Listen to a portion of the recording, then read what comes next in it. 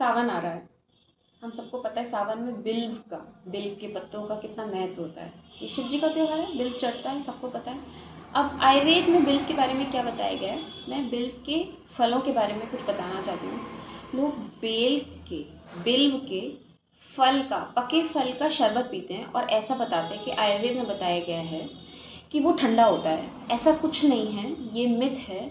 मेरे पास इस समय सुश्रुत सूत्र 46 चैप्टर, उसमें 144 और 174 और 175 श्लोक में ये प्रॉपरली मेंशन किया गया है कि पका हुआ बिल पचने में भारी होता है, विदाहजनक होता है, एसिडिटी क्रिएट करता है, प्लस वो दुर्गंधित वायु उत्पन्न करता है।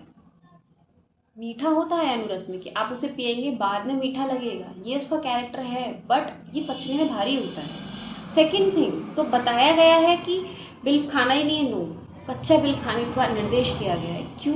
क्योंकि ये अग्नि दीपक होता है, बेसिकली आपका डाइजेशन को इम्प्रूव करता है। सेकेंड थिंग, संग्राही होता है क्योंकि ये कषाय होता है।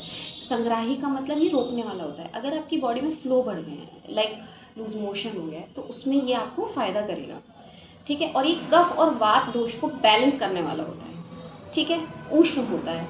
अब आपको ये क्लियर हो गया होगा कि पका हुआ बिल्व आयुर्वेद में मना किया गया है, कच्चा बिल्व खाने के लिए बोला गया है। तो कच्चे बिल्व के फल को सुखा के उसका चूर्ण करके खाया जाता है, क्योंकि कच्चा फल नहीं खाया पाते हैं क्योंकि कषाय रस और कटु होता है, बट पका बिल्व मना किया गया है।